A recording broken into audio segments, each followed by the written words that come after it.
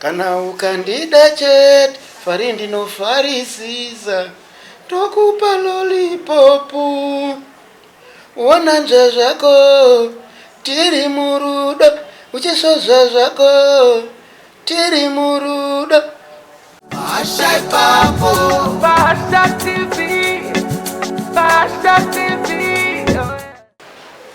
Magadi kuvatariri kumatimana enyika kwamuri tinokuchingamidzai pano paPasha TV favorite program yenyu inonzi Artist of the Weekend. Today we've got a special guest in the house, none other than Idya Banana. Tinao baba Joseph Garakara neMbama Express. Makasimbere baba. Aiwa ndinofara zvikuru makadii. Aiwa tinofara. Tinokuchingamidzai pano paPasha TV. Aiwa ndotenda zvikuru. Handizvo. Mukana. Aiwa zvinokudzwa. Vazhinji vangadoziva kuti vanombonzi Joseph Garakara ndiani. Maybe a brief history yekuti makakura sei, makakurira kupi, uye zvezvemimhanzi izvi zvakazoya sei kuti munzwe kuda kuita zvemimhanzi. Yeah. Joseph Garakara semuimbi ndi teacher. All right. Ndi headmaster. Ndi journalist futhi. All right. Saka ngati pane zvakawanda zvemukati mo. Ndakazvarwa mudunhu rinonzi Mondorongezi. Ndikadzidza pachikoro chainzi Benhura Primary neBenhura Secondary School. Ndapedza ipapo ndakamboita hangu a bit of some temporary teaching. Then ndobva ndazoenda kuTeachers College.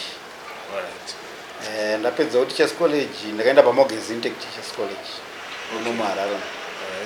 Ndobva ndazoti ndamboticha zvangu about 2-3 years. Ndobva ndazojoina the College of Music. Ndikanoitawo National Certificate in Ethnomusicology there. Ndobva ndazobva ndoba ndakazoenda kunova ndakazooita Bachelor of Arts in Media Studies. Zviri zvemusic ndingangoti kubva ndiri mwana mudiki chai. Ndakanga ndiri munhu anga ari interested chaizvo panyaya dzemusic. Nekuti ndakatanga kuridza zviridzwa izvi ndiri mwana mudiki sei. I remember ndiri grade 5 ndaenda kukwanisa kuridza mbira. Ndichitoridza mbira mweya.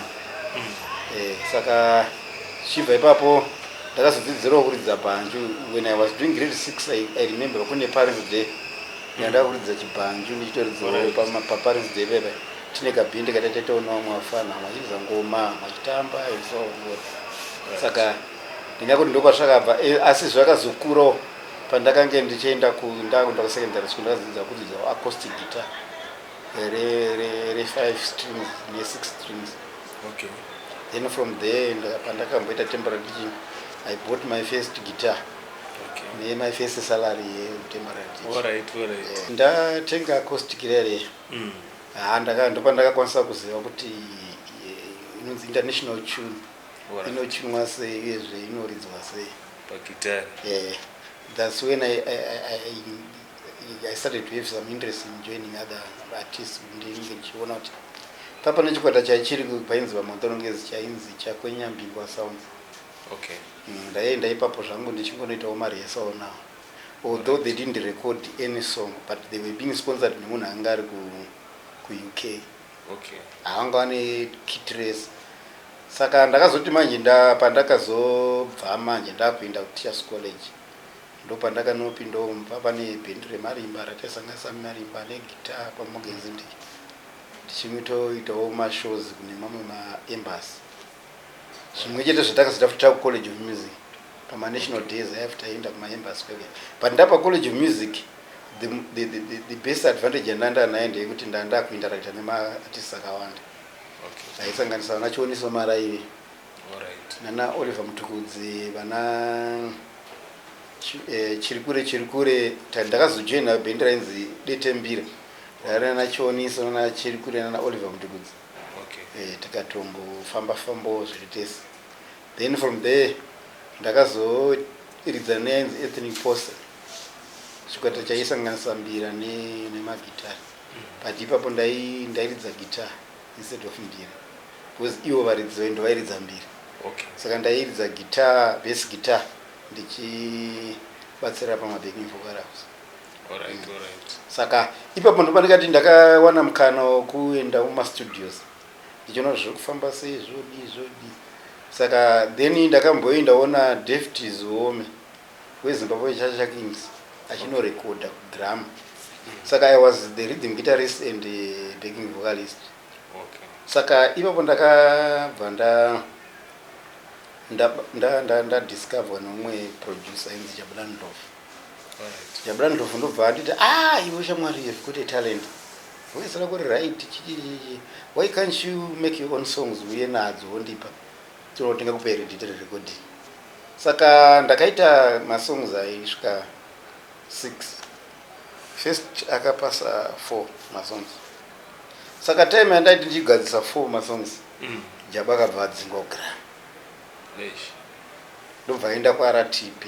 Saka kuti ainde nerecord yayo kuti uyu munhu ndakanga ndamuita interview anokodzera kurekodha vakanosangana nenew management ikoko ndobva muti aiwa kana wakambotora demo tape rako what we need to do is kutite audition, live audition. Angabhuke kustudio oridza nemagemi akatoya tichizonzwa kuti zvakamira sei.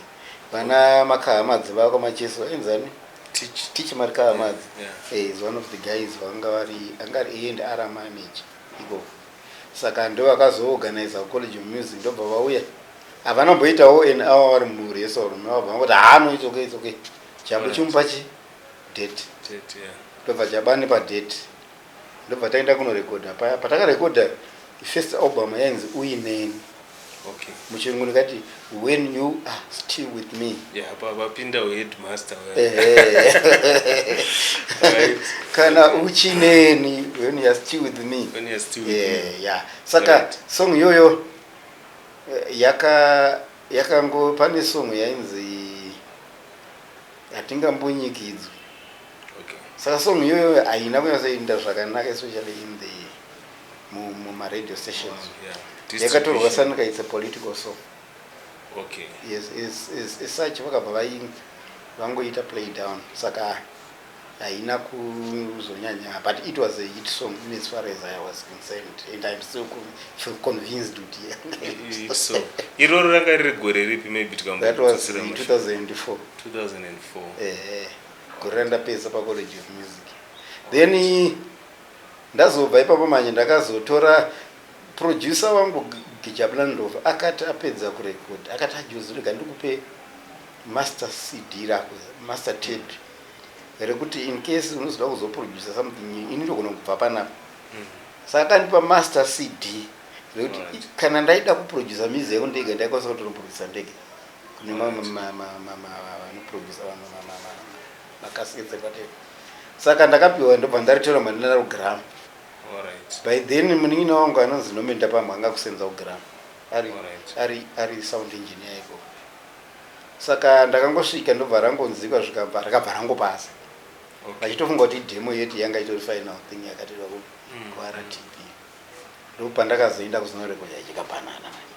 Handakuzorekodha iroro because ndarirekodha kudai. Alright. Ndakazondoda ndakanorekodha ichikapanana iri paalbum rainzi Tapinda. Song hiyo yakaita hit song and most of our viewers vari kuona ndo song yavanonyanya kuziva ina even nenu.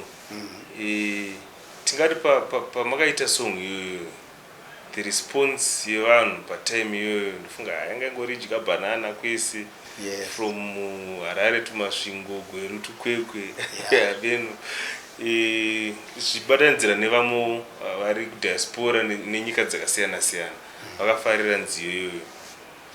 Now people vanga vangobvunza kuti ko mutara yakaenda kupi, where is Joseph Garakara? Zvakazofamba sei makazotange matizi have you been releasing music kana kuti mashows makange muchiri kuita? Right. Jikabanana pa second album handed. Eronzi tapinda rekutanga rainzi Uineni album. Alright. Then rechi 3 rainzi Catch One Ezai. Kana muchiri kurangarira song ingane video yainzi yo Simba wakarembera padhora. I still ine vasikana vemambokadzi vakapfeka white. All right. Nice.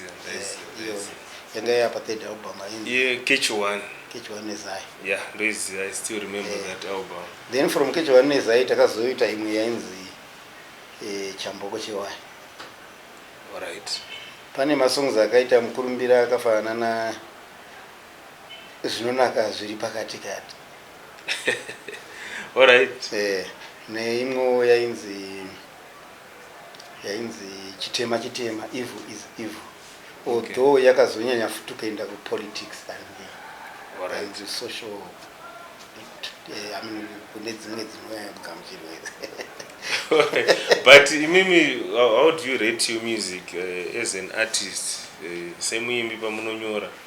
Do you specifically focus on social issues, political issues? Pamune makanyanywererekera ndepapi? Right, unoziva kana uri munhu ari musociety. Yeah. Uri munhu akakomberedzwa nezvakawanda. Saka zvinhu zvakakomberedza zvese pane zvinokubata kwete zvisingakubati. Hazvinei kuti zviri political kana kuti zviri social. But chinja ndoda kungodzana nechekuti hakuna chinzi ichi ndo chiri political ichi ndo chiri social, because zvese zvinoaffecta vanhu. It's a life that affects people. Saka usually isusu sevaimbi, we are the mirror of the society. We reflect upon what is happening on the society. And saka kazhinji kuzenge uchinzi ichi ndo chaicho chaunofanira kuita nezvacho, ichi hachiziri icho. Yeah, of course zvine zvinhu zvinobatsirawo kune vanoda kuti zvidaro, but society kazhinji kuti ive society inoratidzika, inoburitsa exactly what is in it. It must be a society